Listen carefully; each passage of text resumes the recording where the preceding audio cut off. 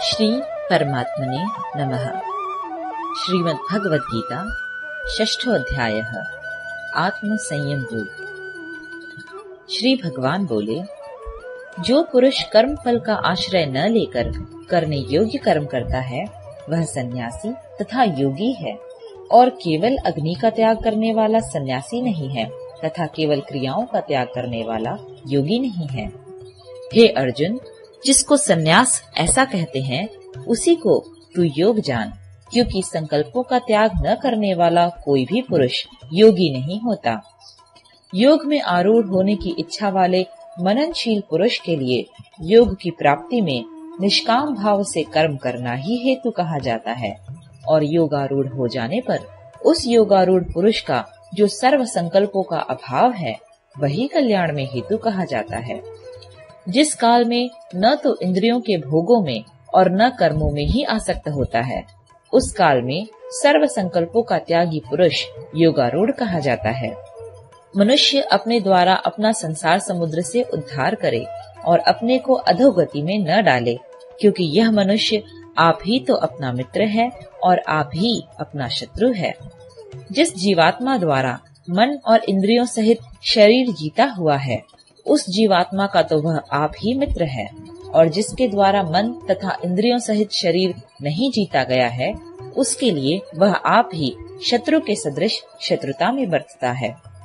सर्दी गर्मी और सुख दुख आदि में तथा मान और अपमान में जिसके अंतःकरण की वृत्तियां भली भांति शांत हैं, ऐसे स्वाधीन आत्मा वाले पुरुष के ज्ञान में सच्चिदानंद घन परमात्मा सम्यक प्रकार से स्थित हैं, अर्थात उसके ज्ञान में परमात्मा के सिवा अन्य कुछ है ही नहीं। जिसका अंतकरण ज्ञान विज्ञान से तृप्त है, जिसकी स्थिति विकार रहित है, जिसकी इंद्रियां भली भांति जीती हुई हैं, और जिसके लिए मिट्टी पत्थर और सुवर्ण समान है, वह योगी युक्त अर्थात भगवत प्राप्त है, ऐसे कहा जाता है। सुहृद, मित्र, वैरी, उदासीन, मध्यस्थ, द्वेष्य और बंधुगणों में, धर्मात्माओं में और पापियों में भी समान भाव रखने वाला अत्यंत श्रेष्ठ है। मन और इंद्रियों सहित शरीर को वश में रखने वाला, आशा रहित और संग्रह रहित योगी अकेला ही एकांत स्थान में स्थित होकर आत्मा को निरंतर परमात्मा में लगावे। शुद्ध भूमि में जिसके ऊपर क्रमशः कुशा, मृगछाला और वस्त्र बिछे हैं, जो न बहुत ऊंचा है और न बहुत नीचा, ऐसे अपने आसन को स्थिर स्थापन करके उस आसन पर बैठकर चित्त और इंद्रियों की क्रियाओं को वश में रखते हुए मन को एकाग्र करके अंतःकरण की शुद्धि के लिए योग का अभ्यास करे।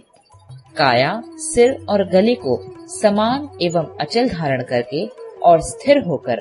अपनी नासिका के अग्रभाग पर दृष्टि जमाकर अन्य दिशाओं को न देखता हुआ ब्रह्मचारी के व्रत में स्थित भय रहित तथा भली भांति शांत अंतःकरण वाला सावधान योगी मन को रोककर मुझ में चित्त वाला और मेरे परायण होकर स्थित होवे। वश में किए हुए मन वाला योगी इस प्रकार आत्मा को निरंतर मुझ परमेश्वर के स्वरूप में लगाता हुआ मुझ में रहने वाली परमानंद पराकाष्ठा रूप शांति को प्राप्त होता है। हे अर्जुन, यह योग न तो बहुत खाने वाले का, न बिल्कुल न खाने वाले का, न बहुत शयन करने के स्वभाव वाले का और न सदा जागने वाले का ही सिद्ध होता है। दुखों का नाश करने वाला योग तो यथा योग्य आहार विहार करने वाले का, कर्मों में यथा योग्य चेष्टा करने वाले का और यथा योग्य सोने तथा जागने वाले का ही सिद्ध होता है। अत्यंत वश में किया हुआ चित्त जिस काल में परमात्मा में ही भली भांति स्थित हो जाता है, उस काल में संपूर्ण भोगों से स्पृहा रहित पुरुष योग युक्त है, ऐसा कहा जाता है। जिस प्रकार वायु रहित स्थान में स्थित दीपक चलायमान नहीं होता, वैसी ही उपमा परमात्मा के ध्यान में लगे हुए योगी के जीते हुए चित्त की कही गई है। योग के अभ्यास से निरुद्ध चित्त जिस अवस्था में उपराम हो जाता है और जिस अवस्था में परमात्मा के ध्यान से शुद्ध हुई सूक्ष्म बुद्धि द्वारा परमात्मा को साक्षात करता हुआ सच्चिदानंद घन परमात्मा में ही संतुष्ट रहता है, इंद्रियों से अतीत केवल शुद्ध हुई सूक्ष्म बुद्धि द्वारा ग्रहण करने योग्य जो अनंत आनंद है, उसको जिस अवस्था में अनुभव करता है और जिस अवस्था में स्थित यह योगी परमात्मा के स्वरूप से विचलित होता ही नहीं, परमात्मा की प्राप्ति रूप जिस लाभ को प्राप्त होकर उससे अधिक दूसरा कुछ भी लाभ नहीं मानता, और परमात्मा प्राप्ति रूप जिस अवस्था में स्थित योगी बड़े भारी दुख से भी चलायमान नहीं होता, जो दुख रूप संसार के संयोग से रहित है तथा जिसका नाम योग है, उसको जानना चाहिए। वह योग न उकताए हुए अर्थात धैर्य और उत्साह युक्त चित्त से निश्चय पूर्वक करना कर्तव्य है।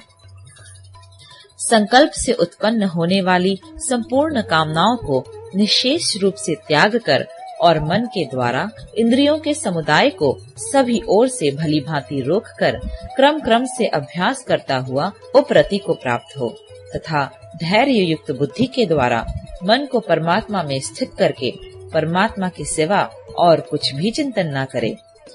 यह स्थिर न रहने वाला और चंचल मन जिस जिस शब्दादि विषय के निमित्त से संसार में विचरता है, उस विषय से रोककर यानी हटाकर इसे बार बार परमात्मा में ही निरुद्ध करे,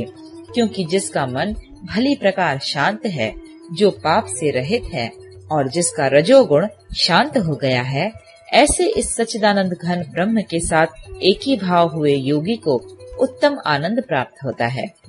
वह पाप रहित योगी इस प्रकार निरंतर आत्मा को परमात्मा में लगाता हुआ सुख पूर्वक परब्रह्म परमात्मा की प्राप्ति रूप अनंत आनंद का अनुभव करता है।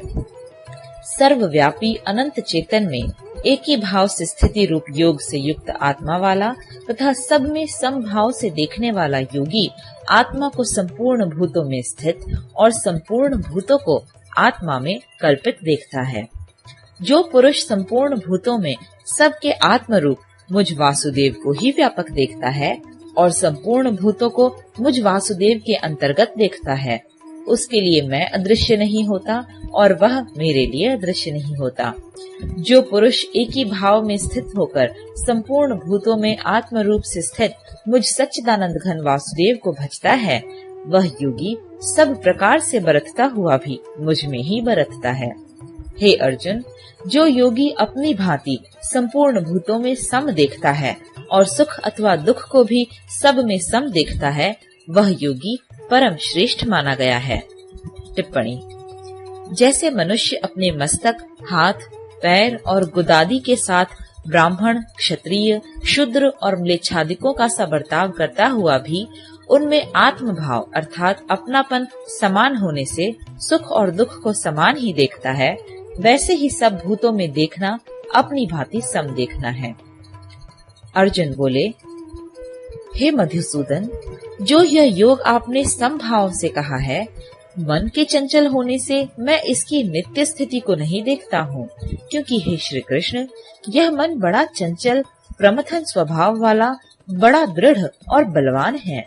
इसलिए उसका वश में करना मैं वायु को रोकने की भांति अत्यंत दुष्कर मानता हूँ। श्री भगवान बोले,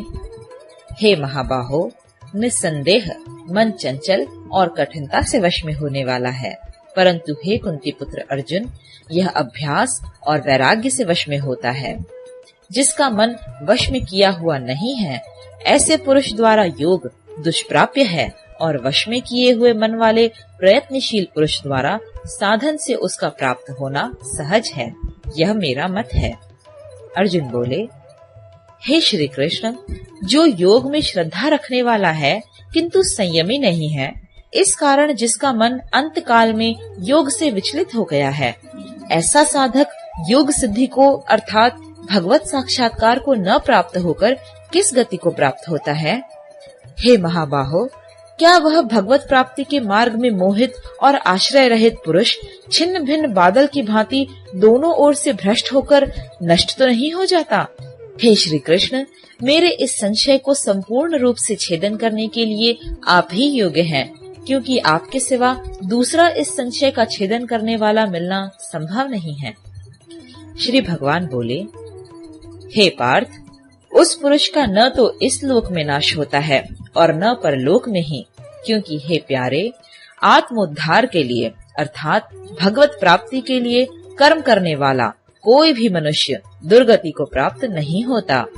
योग भ्रष्ट पुरुष पुण्यवानों के लोकों को अर्थात स्वर्ग आदि उत्तम लोकों को प्राप्त होकर उनमें बहुत वर्षों तक निवास करके फिर शुद्ध आचरण वाले श्रीमान पुरुषों के घर में जन्म लेता है, अथवा वैराग्यवान पुरुष उन लोकों में न जाकर ज्ञानवान योगियों के ही कुल में जन्म लेता है। परंतु इस प्रकार का जो यह जन्म है सो संसार में निस्संदेह अत्यंत दुर्लभ है। वहाँ उस पहले शरीर में संग्रह किए हुए बुद्धि संयोग को अर्थात समबुद्धि रूप योग के संस्कारों को अनायास ही प्राप्त हो जाता है, और हे कुरुनंदन, उसके प्रभाव से वह फिर परमात्मा की प्राप्ति रूप सिद्धि के लिए पहले से भी बढ़कर प्रयत्न करता है। वह श्रीमानों के घर में जन्म लेने वाला योग भ्रष्ट पराधीन हुआ भी उस पहले के अभ्यास से ही निस्संदेह भगवान की ओर आकर्षित किया जाता है, तथा समबुद्धि रूप योग का जिज्ञासु भी वेद में कहे हुए सकाम कर्मों के फल को उल्लंघन कर जाता है। परंतु प्रयत्न पूर्वक अभ्यास करने वाला योगी तो पिछले अनेक जन्मों के संस्कार बल से इसी जन्म में संसिद्ध होकर संपूर्ण पापों से रहित हो फिर तत्काल ही परम गति को प्राप्त हो जाता है। योगी तपस्वियों से श्रेष्ठ है, शास्त्र ज्ञानियों से भी श्रेष्ठ माना गया है, और सकाम कर्म करने वालों से भी योगी श्रेष्ठ है। इससे हे अर्जुन, तू योगी हो। संपूर्ण योगियों में भी जो श्रद्धावान योगी मुझ में लगे हुए अंतरात्मा से मुझको निरंतर भजता है, वह योगी मुझे परम श्रेष्ठ मान्य है। 6वां अध्याय समाप्त।